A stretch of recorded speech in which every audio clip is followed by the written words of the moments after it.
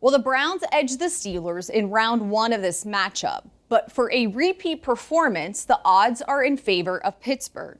The Steelers have not been swept by the Browns since 1988. That's 32 straight seasons, the longest streak by any team in NFL history.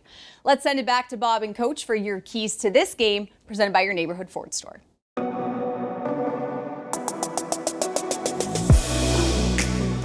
All right, Missy, thanks very much. It's a big game once again in the AFC North. Steelers with a rematch against Cleveland. Coach Tomlin talk about some keys to this game, and one of them is limiting Myles Garrett. The other part of it is TJ seems to see a lot of double teams. Both of those components. Dan Moore responded very well last week against Hendrickson, as you said earlier in this show. Does he have to do something different in this game against Myles Garrett? You know, more of the same. Certainly, we're going to do some schematic things to help him. But there's going to be moments where you got to stand up and compete. And, you know, if you want to dwell at the tackle position for any length of time in the North, you get accustomed to that. A guy like Dan has been in it since he was a pup. He knows it. Broderick is getting accustomed to it. And so I'm excited about seeing those guys perform. But I think, you know, one of the key components for us is to stay out of one-dimensional circumstances that kind of highlight that component of the matchup. And so how do you do that? We got to do a good job of remaining penalty-free. We can't let our emotions get the best of us. We had a high-energy game against them last time we played. We were highly penalized at times in different phases of the game in our last outing.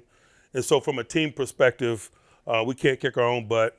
We can't be highly penalized. We got to stay on schedule in an effort to maybe minimize circumstances where a dynamic guy like Myles generally does what he does. Last week they wanted to throw the ball all over the place, and they did.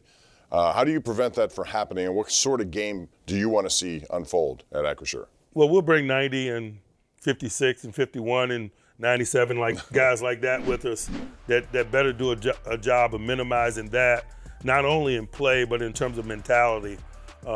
I think when you deal with our four-man rush, you better be prudent about how and when you throw it. And so those are decisions that they have to make. I'm focused on our readiness, that collective that I mentioned, and a coordinated coverage group behind it. Because if you want to minimize the passing game, it's both. It's a high-octane rush.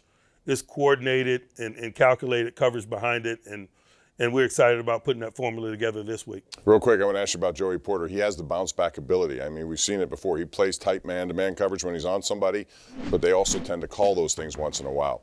You expect him to bounce back, especially if they're going to throw the ball quite a bit. Most certainly. You mentioned it. A part of the equation that makes him the dynamic young player that he is his mindset. He's a big-time competitor. He doesn't turn things down. I expect a big bounce-back week from him. Got to have that short memory, right? Like goalies in hockey or anyone else. It is very necessary, like a great 40 time in a return man. Coach, thanks. All the best. No doubt.